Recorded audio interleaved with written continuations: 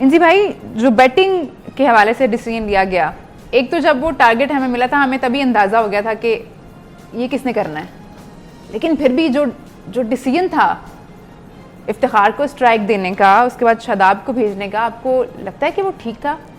अच्छा, वैसे अगर हम बात करें कि हमारी टीम में वैसे हिटर कौन है, क्योंकि जी देखा जाए जी तो हिटर कौन है, तो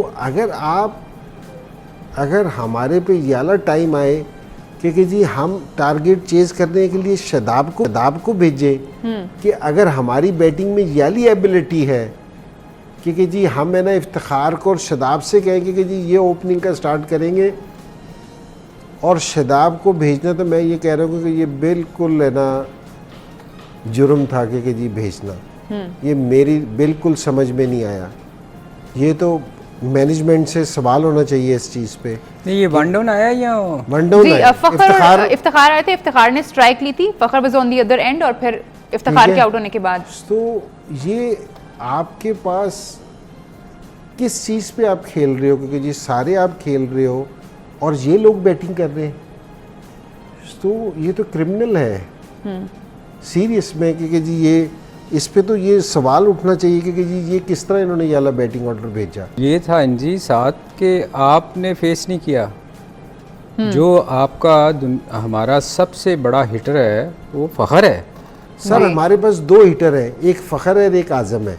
अब आपने उसको खिलाया था ना, ठीक है, तो यहाँ तो आजम से तो हम 100 की तो तवक्को कर ही नहीं रहे, वो यही तवक्को कर रहा है कि जो वो पहली भी इनिंग्स से खेल रहा है क्योंकि जी आया एक दो बड़ी हिटें मार के वो आउट हो गया। हाँ जी। तो यहाँ हमें एक दो बड़ी हिटें तो चाहिए थी और हमारे दो ही बड़े हिटर थे क्योंकि जी एक ये फखर और एक आजम, तो हमने उन्हीं को बैटिंग के लिए ना, उसने बॉल फेस नहीं की, वो बैटिंग के लिए नहीं आया, जो दो बड़े हिटर थे वो आए ही नहीं सामने। फिर ये तो बाबर आजम की कैप्टनसी पे सवाल नहीं है कि वो किसको भेज रहे हैं? मैं आपसे ये सवाल कर रहा हूँ, कैप्टनसी तो अपनी जगह, जो बाकी इतना स्टाफ बैठा है वो क्या कर रहा है? ये सारे क्या, वही तो मैं आपसे पूछ रहा हूँ कि ये क्या, मेरा मतलब है ठीक है आप हार जाते हैं, आपका दिन बुरा होता है, मैं भी कप्तान था, हम 2007 में आयरलैंड से हार गए थे, ठीक है। अच्छा, आयरनी ये है कि हम नॉर्मली ना कहते थे कि पाकिस्तान क्रिकेट टीम जीता हुआ मैच हार गई, अब कल वाला मैच हारा हुआ था, जीतने के करीब पहुंचे और फिर हार गए। नहीं, हारा हुआ मैच तो कहीं भी नहीं था, 160 स्कोर इतना कोई बुरा नहीं भाई था। हमारे हाथ में ही नहीं था मैच किसी भी वक्त। आखिर के 3-4 ओवर आप अगर कह लें, अगर आपके बॉलर्स विकेट नहीं ले रहे तो वो कितनी मुश्किल कंडीशन हो जाएगी, जब बैटर सेट हो गए तो वो रन कर ही लेंगे। देखिए ये जिस टाइम भी आखिरी 5 ओवर भी थे ना जी, एवरेज 8 से ना 10 पे चली गई थी और वो ग्राउंड इतना हैवी था जी। आप ये देख लो कि अभी भी जो स्कोर हुआ है ना, इन्होंने फुल टॉस से फेंक दिए हैं तो वो स्कोर कर गए हैं, ठीक है। और ये आमिर के भी आखिरी ओवर में जो स्कोर हुआ है, उन्होंने कौन सी हिट मारी है? कोई सी भी नहीं हिट मारी, तो आप ही लाउजी थे, ठीक है ना। वाइट बॉल, आपने वाइट बॉल ने फेंक दी है, आपने 9 रन तो एक्स्ट्रा के दे दिए और आपने ना 6 बॉलों का ओवर आपने 10 बॉलें फेंक दी हैं जी।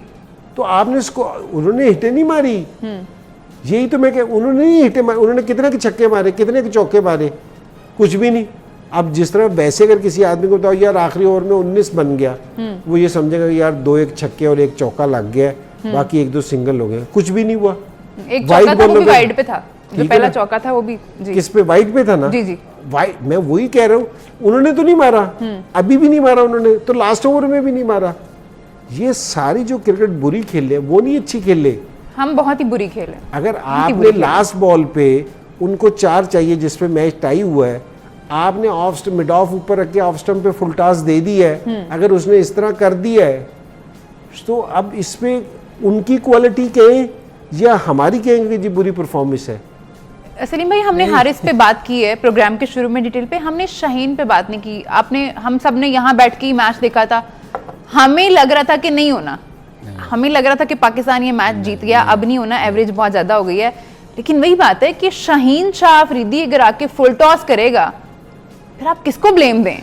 देखिए मैं थोड़ा सा इंजी जो अभी बात कर रहे थे ना, मैं इंजी से एग्री करता हूँ, मगर बात यह है, देखें जब आप ओपनिंग अंदर आते हैं ना तो आप डिसाइड करके आते हैं। मेरा ख्याल में इसमें डिसाइड करने की ज़रूरत ही नहीं थी। एक आपका वो बैट्समैन जो आप हर फॉर्म पे उसने चौके छिक्के मारता है, वो रोकता भी नहीं है फ़खर, आपने उसको स्ट्राइक क्यों नहीं दी?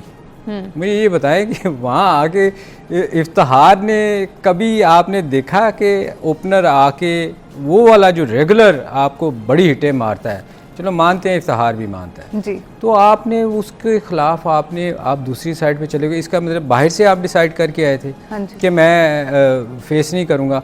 आप एज ए ओपनर करते रहे हो पाकिस्तान के लिए और बड़ा मारते हो। उसके बाद इंजी ने जो बात की ना कि आज़म, देखिए बात टेक्निकल बहुत सही है कि आज़म को आप उससे क्या एक्सपेक्ट करते हैं, वो आखिरी 3-4 ओवरों में बड़ी हिट्टें मारता है। मगर इंजी इनके जहन में पता क्या था कि शादाब ने 40 कर लिया है, बड़ा अच्छा किया है तो उसको ऊपर भिजवाया। हालांकि अगर आप देखें तो शादाब ने भी जो 40 किया है ना, वो फुल टॉस पे या पीछे वाली बॉलों पे हिट्टें मारी हैं। आखिरी ओवर में किसने पीछे बॉल करनी थी। अब जहाँ तक शाहीन की बात है, अब बात देखें, हम यहाँ बैठे थे, मैंने कहा था, हम दोनों कह रहे थे, इंजी ने मुझे कहा कि रिवर्स स्विंग शुरू हो गया। मैंने कहा नहीं रिवर्स स्विंग कैसे हो सकता है। मैंने देखा वाकई मैंने कहा इंजी वाकई ये रिवर्स स्विंग शुरू हो गया है, ये स्कोर नहीं होना इनसे। अब आप मुझे बताएं, जब रिवर्स स्विंग हो रहा है, 2 बॉल उसने बाहर निकाले हैं और उससे खेले नहीं गए अगले वाल, फिर आप फुल टॉस दे रहे हैं, तो ये क्या शो करता है कि आपकी टांगें मजबूत नहीं है, क्योंकि आपने लंबी बॉलिंग नहीं की हुई, आपके कंट्रोल में नहीं रहता। जब आपका रिदम नहीं होता ना, तो फिर आपके कंट्रोल में नहीं होती चीज़ें।